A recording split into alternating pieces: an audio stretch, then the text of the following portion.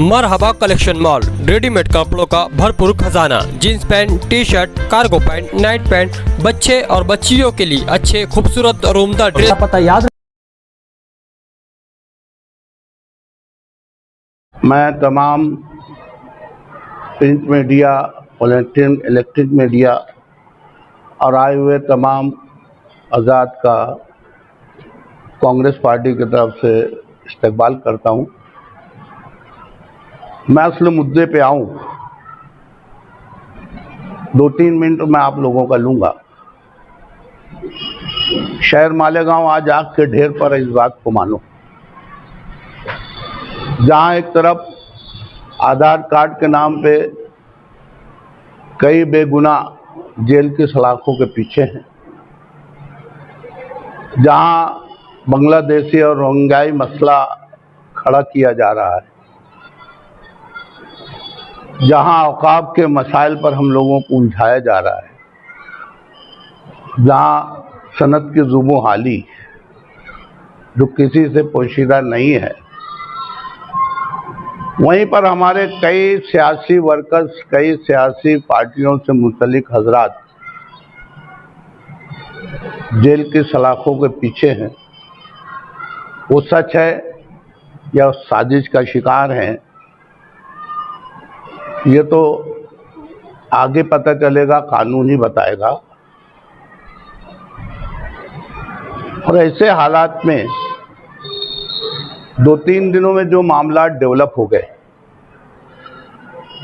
खासतौर से अकील जागीरदार और उनकी अहलिया डॉक्टर साहिबा के गिरफ्तार होने के बाद जो मामला डेवलप हो गए, उससे अचानक शहर का माहौल ही तब्दील हो गया। ये बात सच है।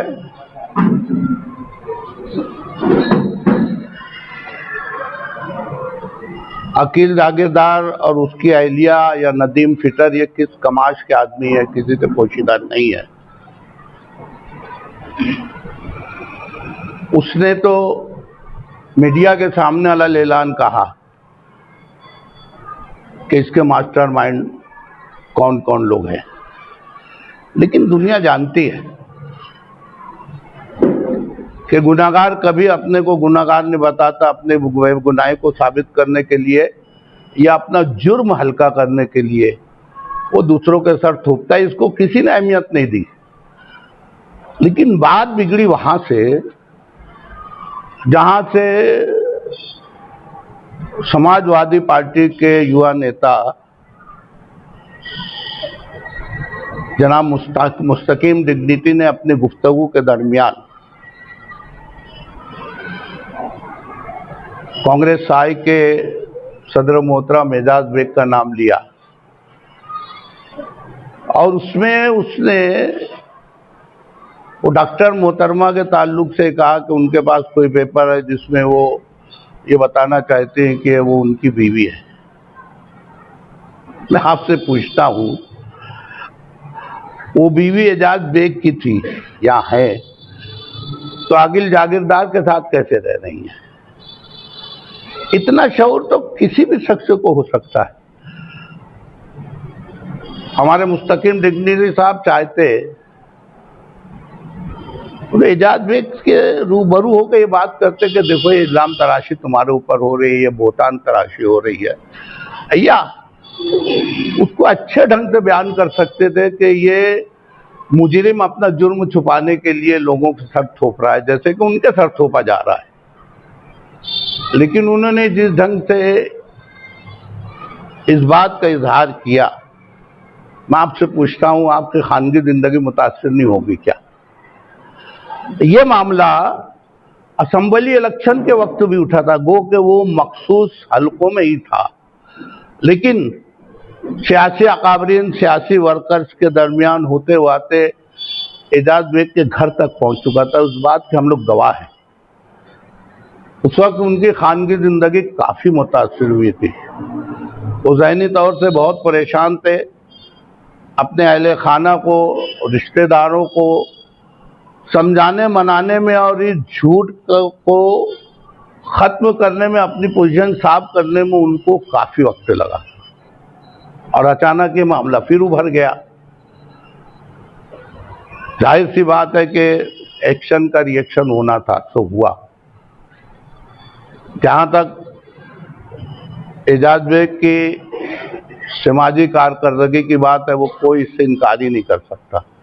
बेतकान दौड़ने वाला ये शख्स है, एक दफे घर से निकलता है तो रात को सोते ही वक्त जाता है। और मैं क्या, आप लोग भी इसकी गवाही देंगे कि काम करने के मामले में वो लड्डू नहीं देता। मैं बात करूंगा, उसको बोल देता हूं, खुद बोलता है चलो मेरे साथ।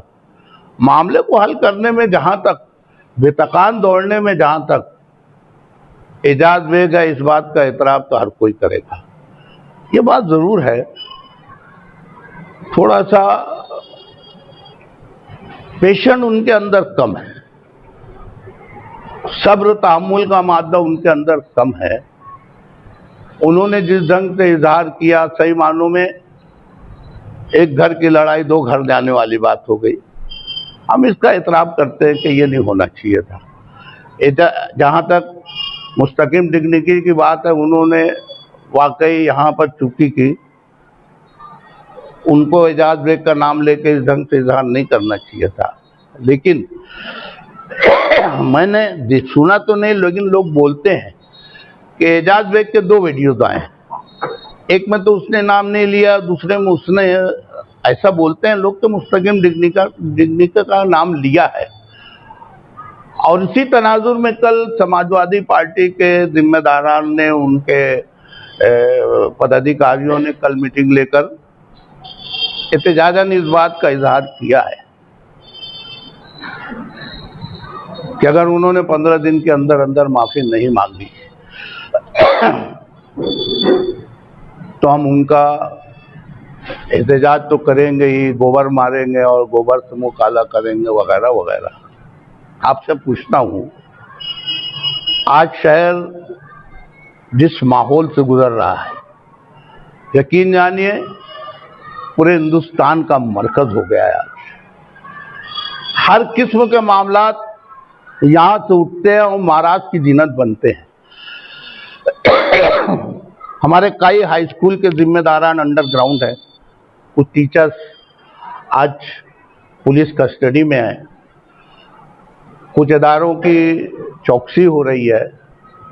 ठीक है, इसमें सच झूठ जो भी निकलेगा वो तो अलग की बात है, लेकिन ये आग मालेगांव से फैलकर, आप यकीन मानिए, उर्दू के वो इदारे जो महाराष्ट्र के दूसरे शहरों में, वहां तक ये आग पहुंच चुकी है। धूलिया है, शायदा है, नंदुरबार है, जलगांव है, आप देखिए इसको। और जहां तक सुमित करैया की बात है, देखिए वो कहां, जलगांव से लेके वो अकोला सब तरफ जा रहा है और हर जगह मुसलमानों को वो टारगेट कर रहा है। मैं माफी मांगने, मंगवाने, रफा दफा करने की बात नहीं कर रहा हूं। यह माहौल ऐसा है कि सियासी अकाबरीन को सर छोड़ के बैठना चाहिए और जोड़ के बैठना पड़ेगा, नहीं तो यकीन मानिए मैं जो बोल रहा हूं कि ये शहर आग के ढेर पर है। हर तरीके से हमको तंग किया जा रहा है और शायद हमने गलती की। मैं इसलिए गलती बोल रहा हूं, हमारे लिए हालांकि कोई एजाज की बात है कि फिरका परस्त पार्टियों के ये हजम नहीं हो रहा है कि कांग्रेस पार्टी का मेंबर ऑफ पार्लियामेंट शोभा ताई बच्चों साहिबा अगर चुन के आई है तो मालेगांव की वोट पर चुन के आई है। हमने यकीनन एक तरफा उनको 1,94,000 वोट दिया, 4,500 बीजेपी के खाते में गए और 6 मुस्लिम जो थे उनको ले दे के 5-6 हज़ार वोट मिले हैं। ये इसको वोट जहाद बोलते हैं, शर्म की बात है। अगर ये वोट जहाद है तो मुसलमानों ने हिंदू को वोट दिया है ना। वो 6 जो मुसलमान हैं उनकी तो जमानत जब्त करने की बात छोड़ो, उंगली पर गिने जाने वाली उनके वोटे थे, उसके बाद भी मालेगांव को वोट जहाद का नाम दिया जा रहा है। मैं आप लोगों से भी गुजारिश करूंगा कि सही मानों में कुछ लोग अगर आग पर रोटी सेकने का काम कर रहे हैं, तो आप मीडिया तीसरे खंबे हैं जमहूरियत के, इस बात को मानिए, इसको पॉजिटिव लीजिए, इसको सिर्फ चटकेदार चस्केदार कहानी मत बनाइए। आप लोग भी इसमें शहर का साथ दीजिए। मैं साथ ही साथ तमाम सियासी अकाबरीन से बोलूँगा कि जहाँ सियासी स्टेज सजेंगे, बेशक हम और आप सामने रहेंगे और रहना भी चाहिए। उसूल की बात जहाँ आएगी, आदमी बराबर उसका भरपूर इस्तेमाल करना चाहिए और करेगा। लेकिन ये घड़ी मामले को टालने की और शहर को बचाने की, आप यकीन मानिए, मैं फिर बोल रहा हूँ, यहाँ कई सीनियर साफी हैं, जहूर भाई जैसे लोग, जो मेरी इस बात की तायद करेंगे कि आज शहर आग के ढेर पर है। हमको हर तरीके से निशाना बनाया जा रहा है, इसलिए कि इंडिया के नक्शे पे ये आ चुका है कि यहाँ पर इस हलके में 95% मुसलमानों का वोट है। नितिन गडकरी ने हमारी शोभा ताई बच्चों का इस्तकबाल किया और बोला आओ आओ ताई, आपका इस्तकबाल है, और उसमें इस बात का जिक्र किया कि आपको मालेगांव वालों का शुक्रगुजार होना चाहिए कि उन्होंने आपको एकतरफा वोट दिया है। रही कल के समाजवादी पार्टी की मीटिंग की बात, हम कहीं भी लड़ो और लड़ाओ की पॉलिसी नहीं करते, हम नेशनल पार्टी के जिम्मेदारान हैं। आप देख ले, हमारे अकाबरीन बशमूल राहुल गांधी हर जगह अगर बात करते हैं तो मेल मिलाप की बात करते हैं, जोड़ने की बात करते हैं। जहां तक सियासी मामलात हैं, हम बराबर अपने मुखालफिन का सामना करते रहेंगे, लेकिन मुल्क को जोड़ने की बात, दिलों को जोड़ने की बात जो है, वो मुद्दा कांग्रेस पार्टी का है, वो हमेशा रहेगा, हम उससे हटेंगे भी नहीं। हम लड़ो और लड़ाओ की पॉलिसी से हमेशा बचते रहे हैं, हमारे अकाबरीन ने यही सिखाया है, हमको उससे बचना है। अमन है तो चमन है, लेकिन मैंने कहा ना, हर एक्शन का रिएक्शन है। हमारे मुस्तकीम डिग्री ने कुछ कहा, हमारे सदर ने उसका जवाब दिया। उनकी खानगी जिंदगी मुतासिर हो रही थी, उन्होंने जिस लम्हे में भी कहा, हम उसकी तायद नहीं करते, लेकिन एक लम्हा होता है, आदमी अपने आप का अवसान खो देता है, अपने आप पे काबू नहीं रख पाता। वो लम्हा गुजर गया। हम दस्त यही गुजारिश करेंगे समाजवादी पार्टी के युवा लीडर, उनकी सदर मोहतरमा शान हिंद से, कि इस मामले को आपस में बैठ कर हम जरूर रफा दफा करने की कोशिश करेंगे, लेकिन शहर को एक नया रुख मत दो। आज अगर हम लोग आपस में लड़ेंगे तो शहर को बचाएगा कौन? यकीन मानो बाहर के अफराद की निगाहें सिर्फ अगर जुटी हुई है तो यहाँ के सियासी अकाबरीन पर है कि इस शहर को अमन चमन की तरफ कोई ले जा सकता है और इन मामलात को कोई निबेड़ सकता है। हर एक के बस में नहीं है। मॉब साइकोलॉजी जो है, हमारे सियासी अकाबरीन ही समझते हैं। हमको सर जोड़ के आज शहर जो आग के ढेर पर है, इसको बचाने की बात करना चाहिए। रही अगर वो करते हैं तो हम तो रोक नहीं सकते, वही होगा, एक्शन का रिएक्शन। मैं तो कहूँगा कि अब भी मौका है, करो कोई उजालों की बात, वरना ये नस्ल उजालों की तरफ जाएगी, है ना।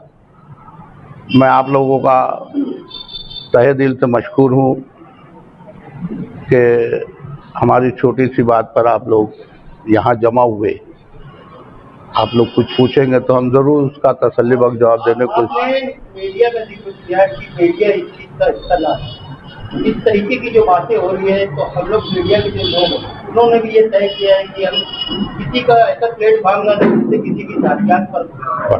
उस दिन जो मिजाज शेख साहब ने कहा था जी, वो मीडिया के लोगों ने खुला नहीं लगाया, वो काट दिया, लेकिन ऐसे कुछ जुमले जो ऑफिशियल चैनल पर लग जाते हैं जिसकी वजह से विवाद हो गया, तो इसको कैसे देखें? नहीं, देखिए, मैंने इन जनरल कहा है कि एक वक्त आता है कि आदमी मोहतात हो जाता है, और मैंने कहा ना, आप जमहूरियत के तीसरा सुतून हो, आप लोगों की भी जिम्मेदारी बढ़ जाती है कि शहर आज जिस ढेर से गुजर रहा है, इसे तो कोई इनकार नहीं कर सकता। आप लोगों की भी बहुत बड़ी जिम्मेदारी, बल्कि मैं तो ये कहूँगा कि सबसे बड़ी जिम्मेदारी आज आपकी हो गई है। कल तक ये सोशल मीडिया इतना ज़्यादा इसका रिवाज नहीं था, लोगों को अखबार और बोर्ड के जरिए पता लगते लगते कई दिन निकल जाते थे। यहाँ तो मिनटों मिनटों में इधर उधर बात हो जाती है, हर कोई मोबाइल खोलता है, पहले मालेगांव की न्यूज देखता है। आप यकीन मानो, हम मालेगांव में बैठे हैं, मैं भिवंडी बॉम्बे, मेरे रिश्तेदार हैं धुलिये में है, वो उठते हैं पहले मालेगांव के चैनल खोलते हैं। आज जिस किस्म का माहौल है, उस तनाजुर में मैंने कहा कि आप लोगों की भी बहुत जिम्मेदारी हो जा रही है, इसको आप थोड़ा सा संभालिए प्लीज। बात कर रहे थे जागीरदार तो वो लोग जेल में हैं जी, उसके बारे में आप क्या सोच रहे हैं? वो जो लोग जेल में, सियासी लोग थे और भी जेल में जी, उसके बारे में आप क्या सोच रहे हैं? एक सवाल ये है। दूसरा ये है कि उनके ताल्लुक से अगर आपके सदस्य से कुछ हुआ हो, मैंने क्या कहता कि कोई जाके, या आप ये समझिए ये सब पर्दे के सामने आ गया, कुछ पर्दे के पीछे की बातें रहती, उसका भी एक्शन का रिएक्शन आता है। जी, आप समझ गए होंगे मेरी बात इस सारे में। बराबर है ना? क्या ये ऐसा तो नहीं हुआ जिसकी वजह से उनके ऊपर कुछ आया और उन्होंने? देखिए, मैं तो कहूँगा कि वक्त सबसे बड़ा मरहम, और उसका हमको इंतज़ार करना चाहिए। मैंने शुरू में ही कहा कि अकील जागीरदार और वो नदीम फितर, ये उनकी अहलिया, ये किस तमाश के लोग हैं। इसके पहले भी नदीम फितर खबरों में आ चुके हैं, है ना? तो हम लोग उनकी बातों पर किस कदर भरोसा करें। उन्होंने तो दूसरे सियासी अकाबरीन के ऊपर भी इल्ज़ाम लगाए कि मास्टरमाइंड, लेकिन शहर ने उसके ऊपर कान भी नहीं धरा, क्योंकि हर मुजरिम चाहता है कि वो बेगुनाह साबित हो जाए, या उसके गुनाह का बोझ कम से कम दूसरों के कंधे पे जाकर हल्का हो जाए। तो मैंने यही कहा ना कि इनकी बात को तो कोई गौर नहीं करेगा। हाँ, जहाँ तक हमारे दो सियासी जिम्मेदारान शहर के जेल में है, मैं कहता हूँ हर आदमी खता और निसिया का पुतला है ना? हर एक से चूक होती है। तुम हम सब लोग मुकम्मल नहीं हैं, कहीं ना कहीं किसी ना किसी ज़मरे में हम लोगों से भी चूकियाँ होती रहती हैं, लेकिन उतना एक पहलू को बनाकर किधर किसी की किरदार खुशी करना, ये भी तो मुनासिब नहीं है। होता है, हम लोगों से भी चूकियाँ होती है, आप लोग भी हैं, कहीं ना कहीं लेन देन में, भूल चाल में कहीं ना कहीं चूकियाँ हो जाती हैं, लेकिन जो इस कमाश के वो तो दिखते हैं ना। आज ये दो लोग अंदर हैं, शबीक राना साहब और हमारे इलियास साहब हैं जेल की सलाखों के पीछे। ये तो वक्त ही बताएगा कि इनके साथ साजिश की गई या वो इस तरीके के अतवार से पहले से हैं। आज हम कुछ नहीं बोल सकते उनके बारे में। आपने सियासत का वो दौर भी देखा है जब निहाल साहब ये भी थे, और आज का भी था। जिस तरह से सुलझी हुई बात आपने की, आपको सब कहना था, आपने सब कह दिया, लेकिन वो समझने वाले को समझ गए कि आप क्या कहना चाह रहे थे। तो क्या सियासत की इस्लाह की जरूरत है? मैं तो कहता हूँ कि कोचिंग क्लास लगना चाहिए। काश कोई हमारे पुराने अकाबरीन जैसा हारून अंसारी से लेके 26 सेठ या निहाल साहब जैसे लोग ऑफिस से पैदा हो जाए। मैं आपको एक वाक़या बताऊंगा मुख्तसर सा। निहाल साहब को तोहफे में वो कौन सी एक कार आती है वो मिली थी, नहीं सोमो कार मिली थी, सोमो कार मिली थी। मुखालफिन ने स्टेट स्टैंड के पास बोर्ड लगाया, बेकार को कार।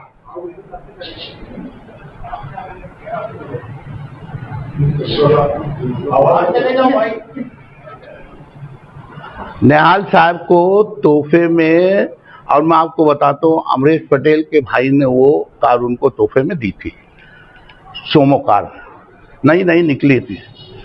मुखालफिन ने स्ट्रीट स्टैंड के पास बोर्ड लगाया, बेकार को कार, कुछ करते नहीं तोहफे में कार लेते हैं वगैरह ये वो।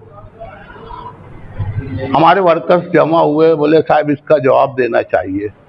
अरे बोले बेवकूफ़ लोग, जो जवाब मुझको देना था वो दे रहे हैं कि मुझको कार कहाँ से मिली है।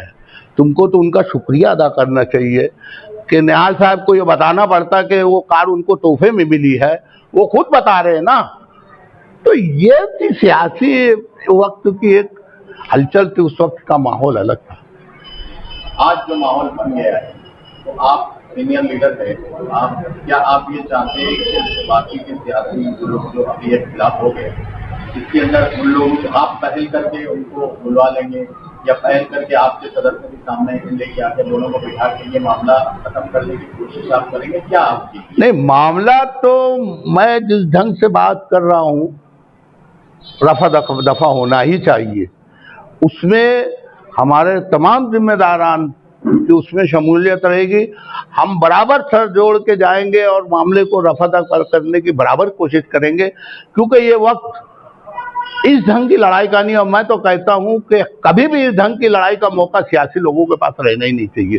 ये जाति किरदार खुशी है, इससे बहुत से घर बर्बाद होंगे, बहुत से घर इससे मुतासिर होंगे।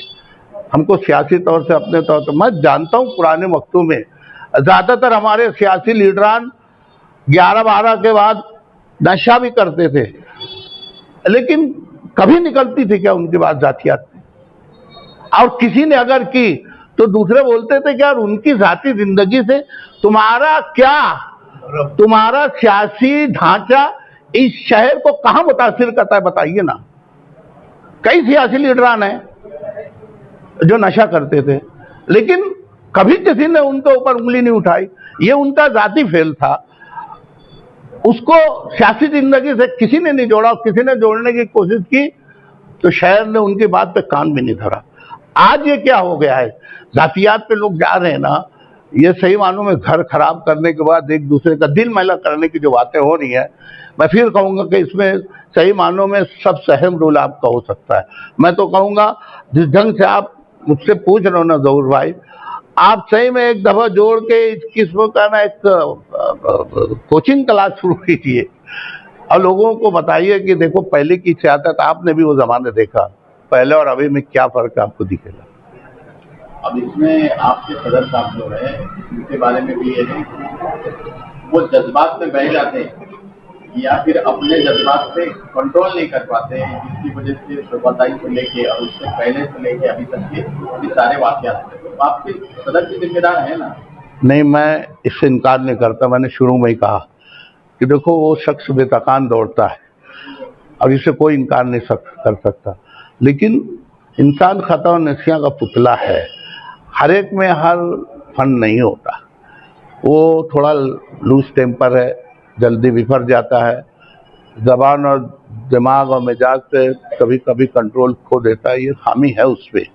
और यकीन मानिए मैं एक बात ज़रूर बोलूँगा, वसूख से बोलूँगा कि उसमें फ़र्क आया है। उतना नहीं आया है कि लोगों को नहीं महसूस हो, लेकिन पहले की नस्बत फ़र्क ज़रूर आया है। हम लोग गाय बगाए उनको अपने तौर से बोलते रहते हैं, वो बकर भाई से लेके हमारे भाया वगैरह सब कुछ हम लोग बैठते हैं ना, जब भी उनसे बोलते हैं कि साहब आप में सब अच्छाई है, काम करने की जुस्तजू है, बेतकान दौड़ते हो, लोगों का फ़ायदा करते हो, लेकिन थोड़ा सा अपने आप को कहीं कहीं ना मॉडिफाइड करने की कोशिश करो।